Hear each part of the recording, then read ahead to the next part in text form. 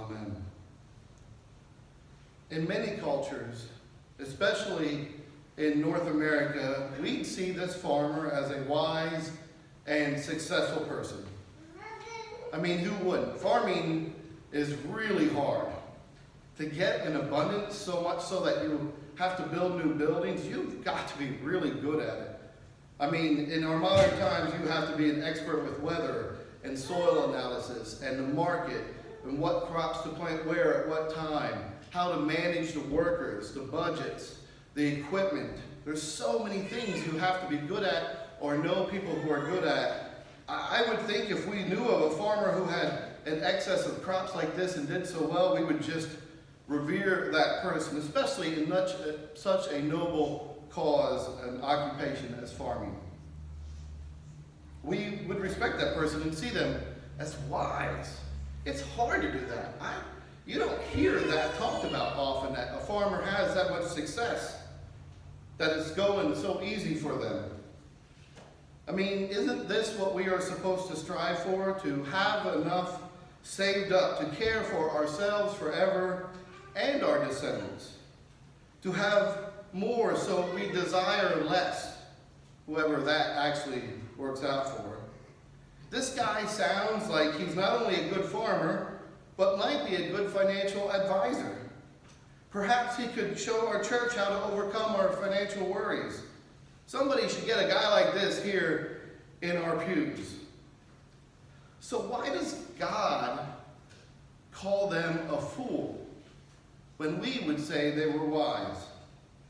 Why is someone who we might otherwise look up to and revere a fool in God's eyes?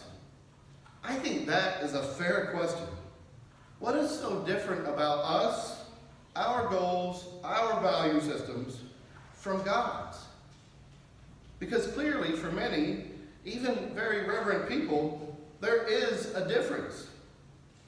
Because for all the things he has planned for all the barns, for all the stored up wealth and security he has provided for himself, he has forgotten to plan for one thing more important: his reckoning with God. He is a fool because he appears to live only for himself, and he thinks that he has the power alone to secure his life. Notice his language.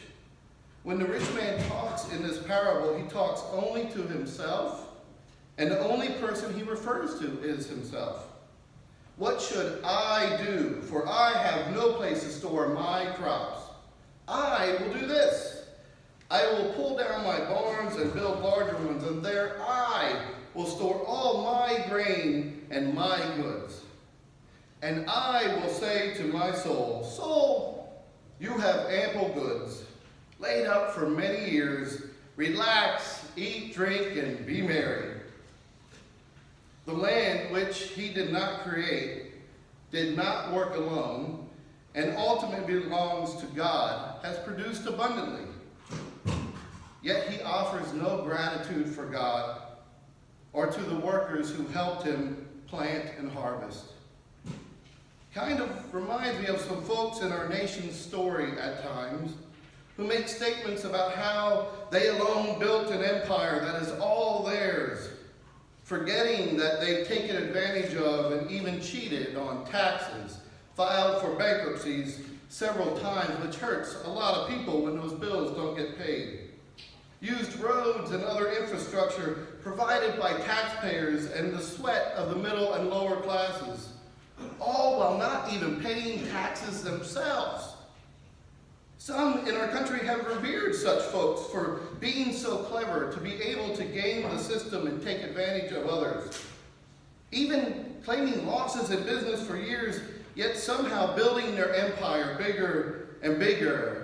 Hotels and casinos and product lines and resorts and manufacturing plants and yachts and skyscrapers and golf courses, all employing people making barely poverty wages. Some in foreign countries who are paid so poorly that they seek a new life in a foreign land. They are building bigger barns.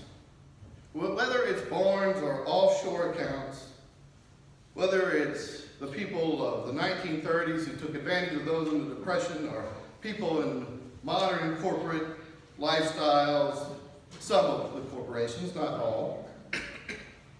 Whether it's barns or offshore accounts, it's a fool in God's eyes.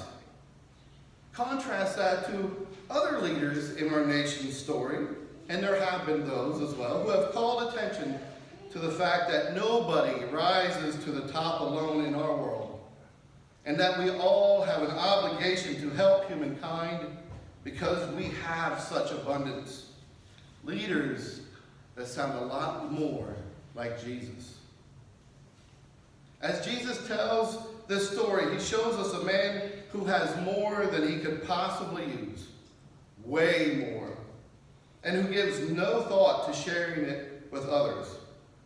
He chooses rather to keep it as a sense of security for himself than to secure health and well-being of others, even his workers.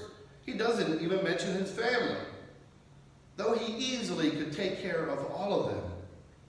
He gives no thought to what God might require of him, like many folks who claim to be Christian but are not at all followers of Christ.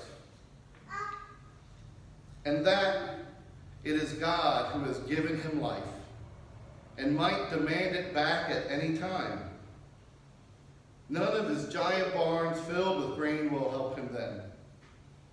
Ecclesiastes 2 verse 19 tells us, "Who knows whether they will be wise or foolish?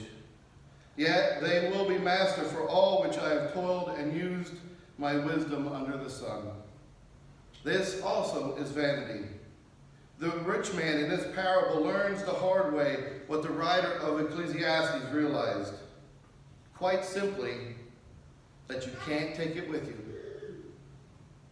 All that we work so hard for in life will end up in someone else's hands. I want to say that again. All that we work so hard for in life will end up in someone else's hands. Our clothing, our cars, our homes, even our churches. None of what we buy or build will remain ours. None of it. If God doesn't allow our life to ultimately belong to us, to do with as what we choose, why would God allow a church to? It's not ours. It can never remain ours. It is God's, and honestly, they can do with or without it just fine. It's a little scary, but it's very true. We are all guilty of it at times. Vanity and selfishness. The reality of being aware of what we don't have, no matter how much we do have.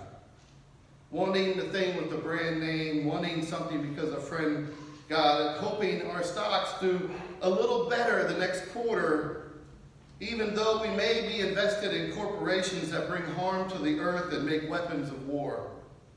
But as long as our stocks do a little better, that's all right. Wanting more has been the Western world's goals for a long time. But what is more? And more of what? More of the things that set us in prideful competition with others? You won't find too many churches that aren't actually competitive with one another. Though they try hard not to be, constantly churches are just as bad as sports teams and corporations. Well, what are they doing? And maybe we should do that. Or did you hear they have this many people? Or that one's doing that. Or this preacher says that. Or they're going on this trip. It's really kind of competitive, and it's sad. But I see it all the time. I've been guilty of it myself. Do we want more of the things that we are willing to go into debt for? More things to collect that actually just sit there and do nothing for us or anyone else? All of this more. Another thing on the shelf next to the other ones like it. And yet it won't extend our life one day if God were to be that kind of God. All of this acquiring of stuff that doesn't deepen our connection to others or our Creator. No amount of wealth can strengthen our relationship with God. In fact, he warns that that is one thing that can get in the way of it in Luke 12, verse 15. Look, it's not that God doesn't want us to have wealth.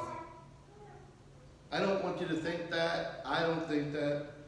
I don't think God thinks that. It's not that God doesn't want us to have wealth. That we shouldn't eat, drink, and be merry. There's plenty of evidence that Jesus did that with his friends. But it is about what is most important to us. It's how we invest what God has given to us. Will we spend it on ourselves or only our church, only our building? Or will we spend it aligning ourselves and all that we have towards God, towards God's mission in the world and our neighbors, just as Jesus commands us? Jesus really gives two commandments. Love God, love your neighbor. Nothing about the size of your church. Nothing about the size of your church's endowment. Nothing about having a full church. Love God, love your neighbor. That's it. Half the things, 75% of the things that churches and people spend worrying about in their lives or even get torn apart over, Jesus doesn't even talk about. I've seen churches split, 80, 90 members leaving over a subject that isn't mentioned in the Bible. So, where is the good news in this?